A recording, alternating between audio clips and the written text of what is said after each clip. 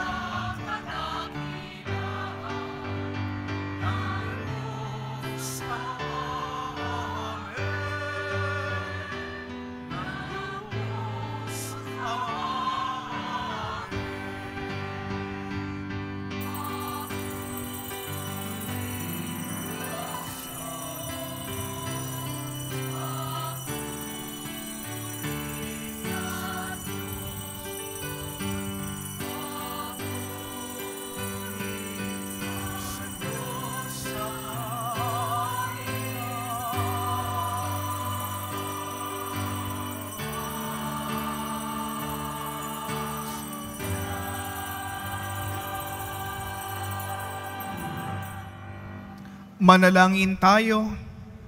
Ama naming makapangyarihan, niloob mong akuin ng iyong anak ang krus at kamatayan upang ang sangkatauhay matubos at mabuhay. Ang pag-ako namin sa krus at kamatayan dito sa lupa, ayon sa diwa ng pagsunod sa iyong loob na ginanap ng iyong anak, ay magpagindapat nawang aming kamtin ang lubos na katubusan at pagkabuhay sa iyong piling. Sa pamagitan ni Jesucristo, kasama ng Espiritu Santo, magpasawalang hanggan. Amen. Magsiupo muna po ang lahat. Pagbasa mula sa aklat ng mga bilang. Noong mga araw na iyon, nainip ang mga tao sa pasikot-sikot ng paglalakbay. Nagreklamo sila kay Moises. Inialis mo ba kami sa Ehipto para patayin sa ilang na ito? Wala kaming makain ni mainom. Sawa na kami sa walang kwentang pagkain ito. Dahil dito, sila'y pinadalhan ng Panginoon ng makamandag na ahas, at sinumang matuka nito ay namamatay. Kaya lumapit sila kay Moises. Sinabi nila, "Nagkasala kami sa Panginoon at sa iyo. Idalangin mo sa kanyang paalisin mo ang mga ahas na ito." Dumalangin nga si Moises, at ganito ang sagot sa kanya ng Panginoon. "Gumawa ka ng isang ahas na tanso. Ilagay mo iyon sa dulo ng isang tikin, at sinumang natuklaw ng ahas na tumingin doon ay hindi mamamatay." Gayon nga ang ginawa ni Moises. Mula noon, lahat ng matuklaw ng ahas, ngunit tumingin sa ahas na tanso ay hindi namamatay. Ang salita ng Diyos. Salamat sa Diyos. Hindi nila malilimot ang dakilang gawa ng Diyos. Hindi nila malilimot ang dakilang gawa ng Diyos. Kayo ngayon ay makinig sa turo ko, mga anak. Inyong dinggit, ulinigin, salita kong binibigkas. Itong aking sasabihin ay bagay na talinghaga. Nangyari pa noong una, kaya ito'y mahiwaga. Hindi nila malilimot ang dakilang gawa ng Diyos. Datapwat noong sila'y lilipulin na ng Diyos, nagsisi ang karamihat, sa Kanya nagbalik loob. Noon nila nagunitang ang sanggalang nila'y ang Diyos. Ang kataas-taasang Diyos ay kanilang manunubos. Hindi nila malilimot ang dakilang gawa ng Diyos. Kaya't siya ay pinuri ng papuring hindi tapat, pagkat yaoy pakunwarit balat kayong matatawag. Sa kanilang mga puso naghahari kataksilan. Hindi sila nagtatapat sa ginawa niyang tipan. Hindi nila malilimot ang dakilang gawa ng Diyos. Gayon paman, palibhasay Diyos siyang mahabagin. Ang masamang gawa nila'y pinatawad niyang tambing. Dahilan sa pag-ibig niya'y hindi sila wawasakin. Kung siya may nagagalit, ito'y kanyang pinipigil. Hindi nila malilimot ang dakilang gawa ng Diyos.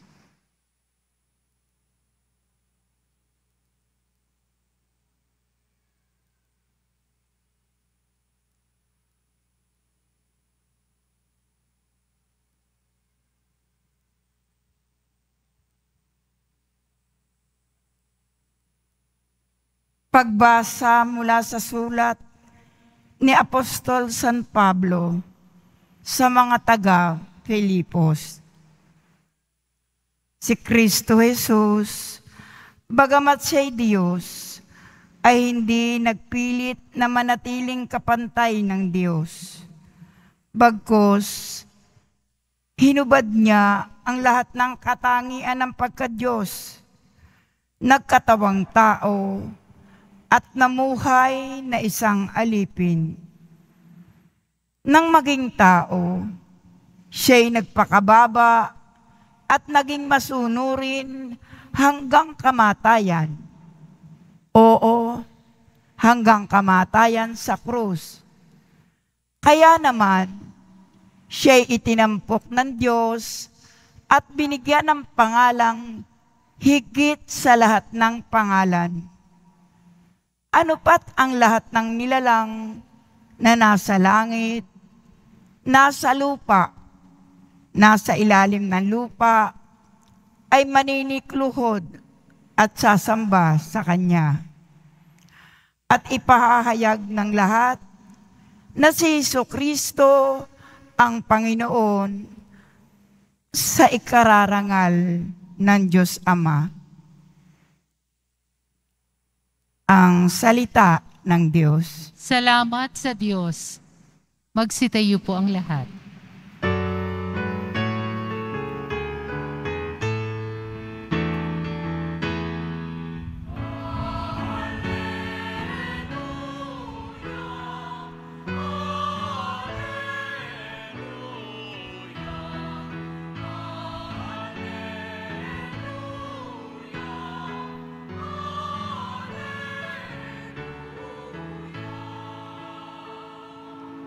Kami sumasamba sa iyo at gumagalang sa krus mo, nakaligtasan ng mundo.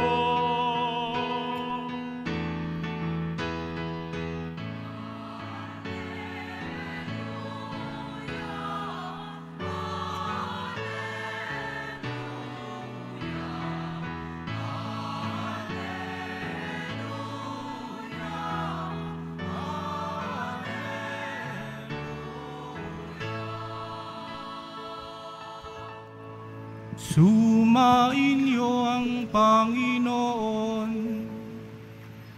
At sumainyo rin.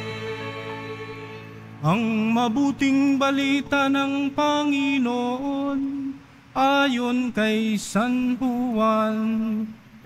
Pinupuri ka namin, O Panginoon.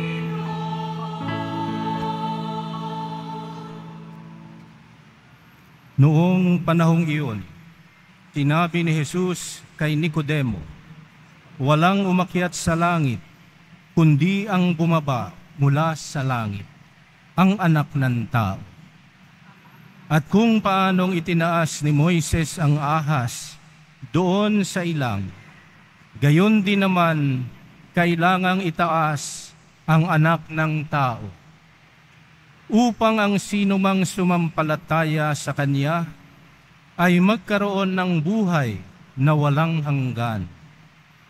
Gayon na lamang ang pag-ibig ng Diyos sa sanlibutan, kaya ibinigay Niya ang Kanyang bugtong na anak, upang ang sumampalataya sa Kanya ay hindi mapahamak, kundi magkaroon ng buhay na walang hanggan. Sapagkat sinugo ng Diyos ang Kanyang anak, hindi upang hatulang maparusahan ang sanlibutan, kundi upang iligtas ito sa pamamagitan niya. Ang mabuting balita ng Panginoon.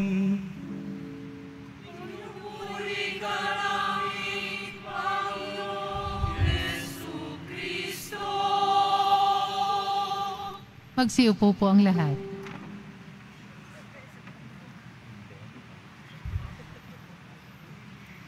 Magandang umaga po sa inyong lahat. Maligayang kapistahan po ng ating patrong Nuestro Padre Jesus Nazareno. Palakpakan po natin ang ating patron.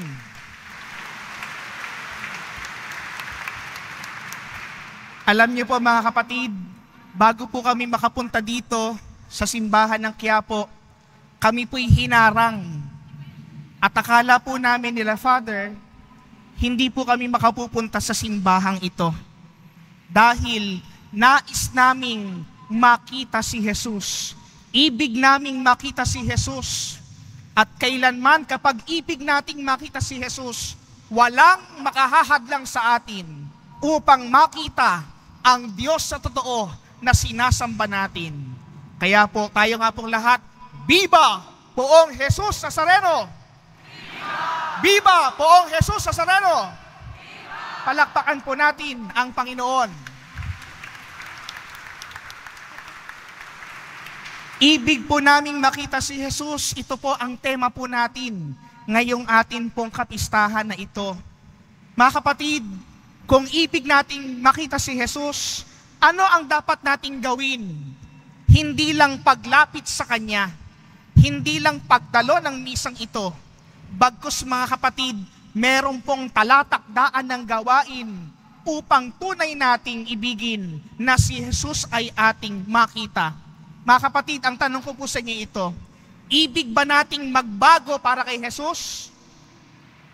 Ibig ba nating magpakabait para kay Jesus? Ibig ba nating talikuran ng kasalanan para kay Jesus? Ibig ba nating baguhin ang ating sarili upang tayo'y magkaroon ng pananampalatayang totoo para sa ating Panginoong Diyos? Kung yan ang ibig natin mga kapatid, makikita natin si Jesus ng totohanan. Mga kapatid, kung ibig nating makita ang Diyos, ito'y dapat nating isabuhay. Dahil kung ibig natin siyang makita, hindi lang ng ating mga mata, hindi lang ng ating mga bibig, hindi lang ng ating mga salita, hindi lang din po ng mga gawa natin, kundi sa bawat pagsasabuhay natin ng diwa ng ating Panginoong Hesukristo. Mga kapatid, lahat po tayo namamanata. Lahat tayo may debosyon. Ang panata ba nating ito'y naghahatid sa atin sa kabanalan? Ang panata ba nating ito'y naghahatid sa atin upang baguhin natin ang ating sarili? Ang panata ba nating ito ay nakapaghahatid at nagpapalaganap ng pananampalatayang totoo upang magkaroon tayo ng kasama nating kamanlalakbay patungo sa Diyos? Mga kapatid, ang panata natin, ang debosyon natin, ito po'y makapagsasabing, ibig kong makita si Jesus. Ibig man natin ito mga kapatid, ito po'y hindi pamimilit. Ibig man natin siyang makita, hindi po ito nais lang natin. Dahil mayroong unang ibig tayong makita. Merong unang ibig tayong pagpalain. Merong naunang ibig tayong patawarin at mahalin. Ito'y walang iba kundi ang Diyos. Bago natin ibigin ang Diyos, bago natin paniwalaan ang Diyos, bago natin puntahan ang Diyos, ang Diyos, ibig kang makita, ibig kang makatagpo, ibig kang sumakanya. Kaya mga kapatid, kung ibig natin ng Diyos, gagawin natin ang daan ng pagpapakumbaba, ng pagbabago, pagpapakabuti, pagpapalaganap ng misyon ni Kristo. Mga kapatid, taon-taon na lang, nandito tayo, nakikipagsiksikan, pinipilit natin ang ating sarili para makita si Jesus. Pero sa atin bang biyahe, sa atin pang paglalakbay patungo sa simbahang ito, nakita ba natin si Jesus sa bawat muka, sa bawat kapwa natin, sa bawat kadeboto natin, at masasabi nating tunay nga na nakita ko si Jesus. Si Jesus, mga kapatid, pinasan ang krus upang ipakita niya ang pag-ibig na walang hanggan. Nung siya'y nakabayubay sa krus, tinitignan niya tayo at kanya pa rin sinasabi, Ama, patawarin mo sila sapagkat hindi nila alam ang kanilang ginagawa. Dahil iniibig niya tayo. Ngayon, mga kapatid, narito tayo sa simbahang ito. Masasabi ba nating, Panginoon, ibig kitang makita. Panginoon, ibig kitang madama. Panginoon, ibig kong sumaiyo sa tuwina. Kaya mga kapatid, sa dakilang kapistahang ito ng ating patron, naway maging totoo ang hangarin ng ating puso, ang ibig nating makita si Jesus. Kaya po mga kapatid, sa pagkapatuloy po ng ating banal na pagdiriwang na ito, sa ating pagtanggap ng banal na Eucharistia, at sa ating pagpapatuloy ng ating panata at debosyon sa Nuestro Padre Jesus Nazareno, maging tunay nawa ang ating pagkakasabi nito, ibig po naming makita si Jesus. Sa ngalan ng Ama, at ng Anak, at ng Espiritu Santo. Magsitayo po ang lahat.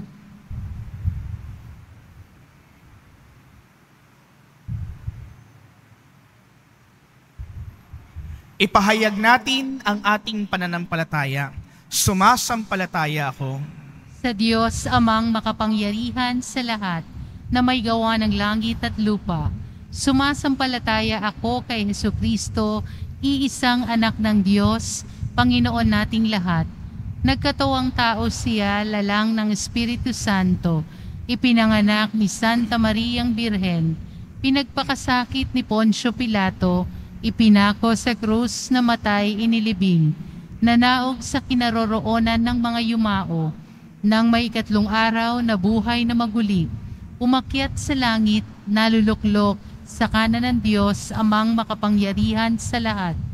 Doon magmumulang paririto at huhukom sa nangabubuhay at nangamatay na tao. Sumasampalataya naman ako sa Diyos Espiritu Santo, sa banal na simbahang Katolika, sa kasamahan ng mga banal, sa kapatawaran ng mga kasalanan, sa pagkabuhay na muli na nangamatay na tao, at sa buhay na walang hanggan. Amen. Mga minamahal kong mga kapatid, idulog natin sa mahal na poong Jesus Nazareno ang ating mga kahilingan. Taglay ang matibay na pananampalataya sa kanyang pagkadiyos, ang tapat na pag-asa sa kanyang kapangyarihan, at ang maningas na pag-ibig sa kanyang puso. Halina't dumalangin. Mahal na poong Jesus Nazareno, kaawaan mo kami. Mahal na poong Jesus Nazareno, kaawaan mo kami. Upang ang Eucharistia na ating tinatanggap sa komunyon at inihahandog sa misa bilang alaala ng mga hirap ng mananakop, ay magdulot sa atin ng wagas na pagmamahal sa Diyos at sa kapwa. Manalangin tayo. Mahal na poong Jesus Nazareno, kaawaan mo kami. Upang ang panalangin ni Jesus Nazareno sa halamanan ng Getsemani, na dito'y pinawisan siya ng dugo, ay maghasik sa atin ng pagkahilig sa panalangin, na siyang mabisang lunas sa lahat ng karamdaman ng tao. Manalangin tayo. Mahal na poong Jesus Nazareno, kaawaan mo kami. Upang ang kanyang koronang tinik, damit na purpura at krus, ay magpaalaala sa atin na ang kanyang mga aral at simulain bilang hari ng sanlibutan ay dapat maghari sa ating isipan, angkan at lipunan. Manalangin tayo. Mahal na poong Jesus Nazareno, kaawaan mo kami. Upang sa bisa ng kanyang pagpapasa ng krus sa mga lansangan sa Jerusalem, ay matuto tayong makiramay at makihati sa mga kahirapan at tiisin ng kapwa. Manalangin tayo. Mahal na poong Jesus Nazareno, kaawaan mo kami. Upang tulungan tayo ng mahal na Birhen, ina ng hapis, na maging tunay na larawan ng kanyang anak sa isip, wika at gawa, nang sa gayon ay makamit ang ating kahilingan sa poong Jesus Nazareno. Manalangin tayo. Mahal na poong Jesus Nazareno, kaawaan mo kami. Tahimik nating itaas sa Diyos ang ating mga kahilingan at panalangin para sa banalamisang ito. Mahal na poong Jesus Nazareno, kaawaan mo kami. Ama naming mapagmahal, nahayag sa salita, gawa at buhay, at kamatayan ng iyong anak na ang Diyos ay pag-ibig. Maipahayag din nawa namin ang katotohanan ito sa pamamagitan ni Jesus Nazareno, Panginoon namin, magpasawalang hanggan. Amen. Magsiupo muna po ang lahat.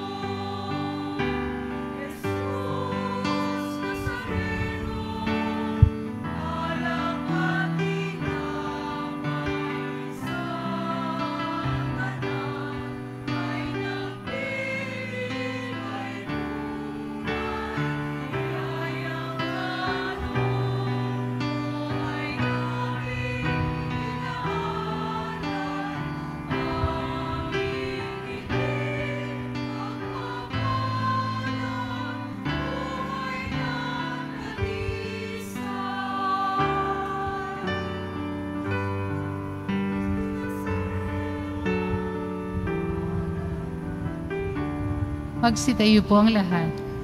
Manalangin kayo mga kapatid upang ang paghahain natin ay kalugdan ng Diyos amang makapangyarihan.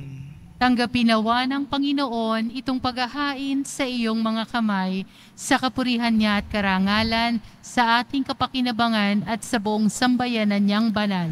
Ama naming lumikha, sa ikapagpapatawad ng mga kasalanan, maganap nawa ang paghahain ito na sa dambana ng krus ay siyang pumawi sa kasalanan ng buong mundo, sa pamamagitan ni Jesucristo, kasama ng Espiritu Santo, magpasawalang hanggan. Amen. Sumainyo ang Panginoon. At sumaiyo rin. Itaas sa Diyos ang inyong puso at diwa. Itinaas na namin sa Panginoon. Pasalamatan natin ang Panginoong ating Diyos. Marapat na siya ay pasalamatan. Ama naming makapangyarihan, tunay ngang marapat na ikay aming pasalamatan.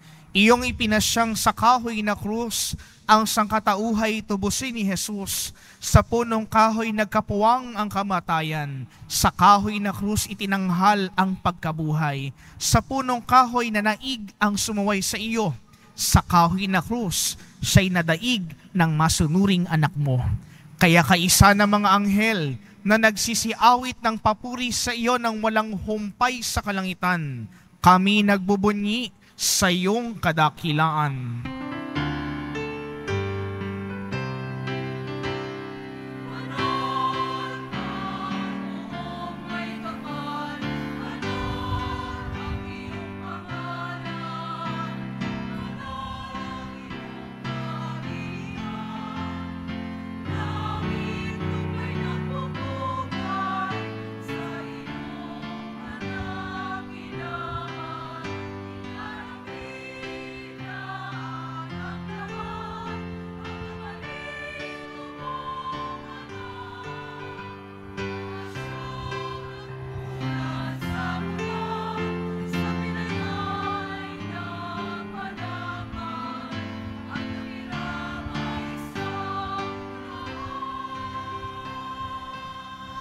Magsiluhod po ang lahat.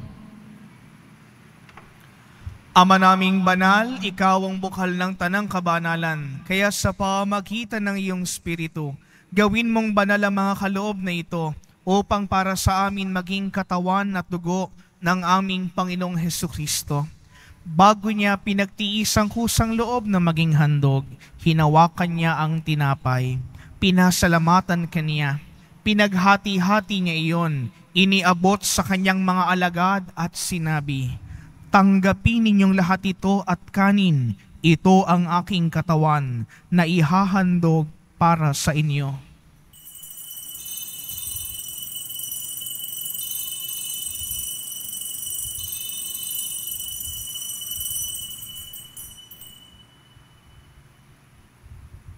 Gayon din naman nung matapos ang hapunan, hinawakan niya ang kalis. Muli kanyang pinasalamatan. Iniabot niya ang kalis sa kanyang mga alagad at sinabi, "Tanggapin ninyong lahat ito at inumin. Ito ang kalis ng aking dugo ng bago't walang hanggang tipan. Ang aking dugo na ibubuhos para sa inyo at para sa lahat. Sa ikapagpapatawad ng mga kasalanan, gawin ninyo ito sa pag-alaala sa akin."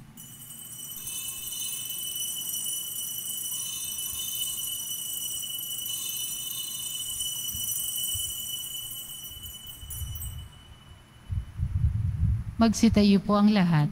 Mysterium Fidei.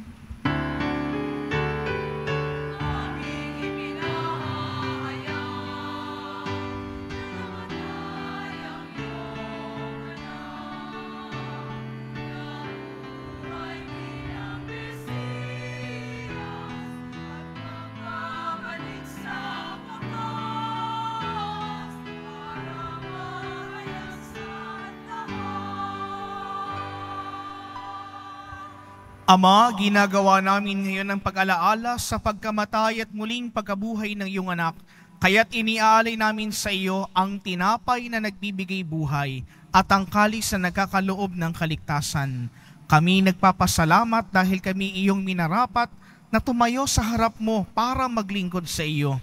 Isinasamo po namin na kami magsasalo-salo sa katawan at dugo ni Kristo ay mabuklod sa pagkakaisa sa pamamagitan ng Espiritu Santo.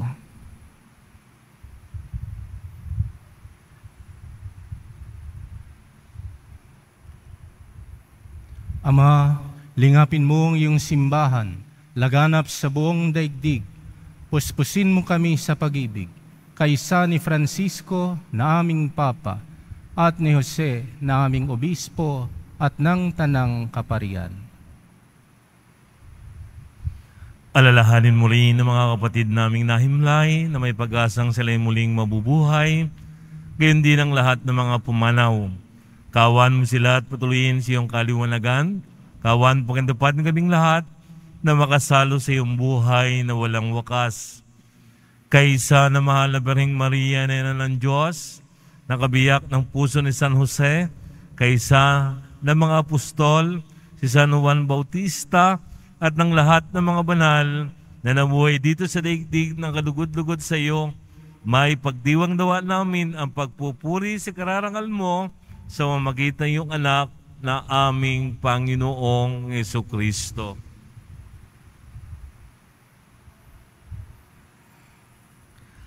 Sa pamamagitan ni Kristo kasama niya at sa Kanya, ang lahat ng parangal at papuri sa iyo, Diyos Amang makapangyarihan, kasama ng Espiritu Santo magpasawalang hanggan.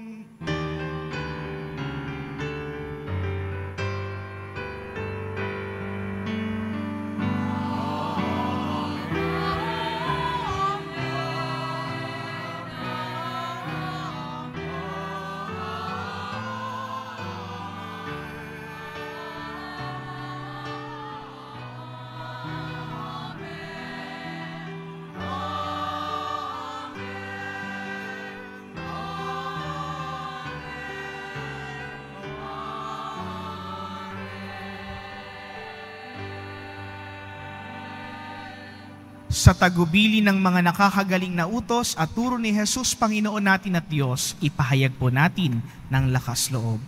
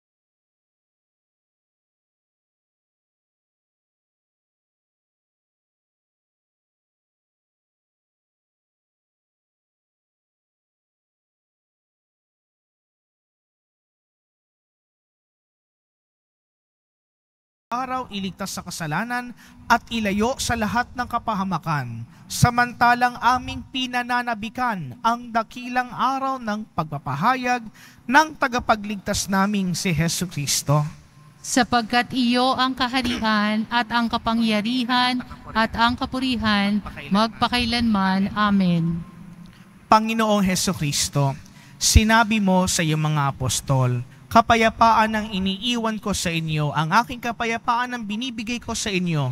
Tunghayan mo ang aming pananampalataya at huwag ang aming mga pagkakasala. Pagkalooban mo kami ng kapayapaan at pagkakaisa ayon sa iyong kalooban, kasama ng Espiritu Santo, magpasawalang hanggan. Amen. Ang kapayapaan ng Panginoon ay lagi nawang sumainyo. At sumaiyo rin. Magbigayan kayo ng kapayapaan sa bawat isa.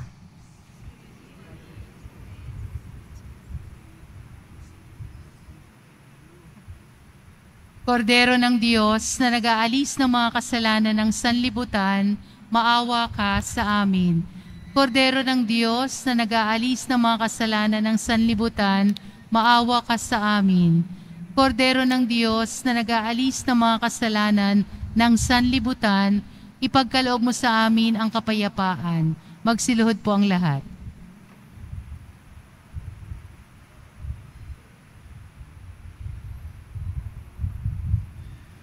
Mga kapatid, ito ang kordero ng Diyos. Ito nag-aalis ng mga kasalanan ng sanlibutan. Mapapalad tayong inanyayahang makasalo sa kanyang banal na piging. Panginoon, hindi ako karapat-dapat na magpatuloy sa iyo, ngunit sa isang salita mo lamang ay gagaling na ako. Kalugan tayo ng katawan ng dugo ni Kristo hanggang sa buhay na walang hanggan.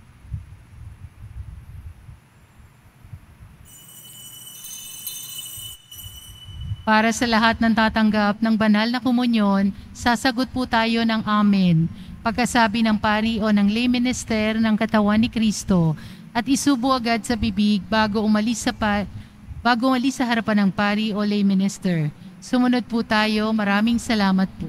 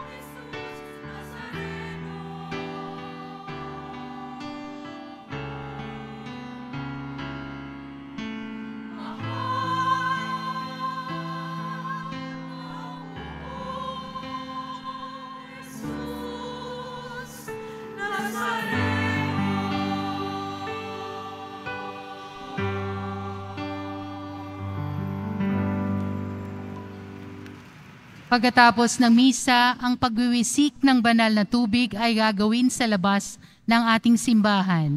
Manatili lamang muna sa inyong mga lugar, tanging sa Quezon Boulevard o sa Plaza San Juan lamang ang labasan ng lahat. Sumunod po tayo. Maraming salamat po sa inyong pagdalaw at pagsisimba sa Basilica Menor at Pambansang Dambana ni Jesus Nazareno. Available pa rin po ang ating official na kalendaryo 2024. Maaari kayong magtungo sa Finance Office. Ang oras ng Finance Office ay ang mga sumusunod. Lunes hanggang Huwebes at Sabado, alas 8 ng umaga hanggang alas 5 ng hapon. Biyernes at Linggo, alas 5 ng umaga hanggang alas 8 ng gabi. Meron po tayong mga booth na malapit sa BPI Quezon Boulevard, entrance at Cardinal Sin Building. Magsitayo po ang lahat. Manalangin tayo. Panginoong Hesukristo, kaming nagsalo-salo sa banal na pakikinabang ay nakikiusap sa iyo na ang mga nasagip ng kahoy na krus na nagbibigay buhay ay iyong ihatid sa pagkabuhay sa kalulatian, sapagkat ikaw ang Panginoon, magpasawalang hanggan. Amen. Muli po sa atin pong mga paring kasamang nakipagdiwang sa banal na misang ito, sa mga nagsimba at nag-alay po ng pamisa, mga naglingkod po dito sa ating parokya at mga kapwa, deboto at namamanata, maraming salamat po sa inyong lahat. Palakpakan po natin ang bawat isa.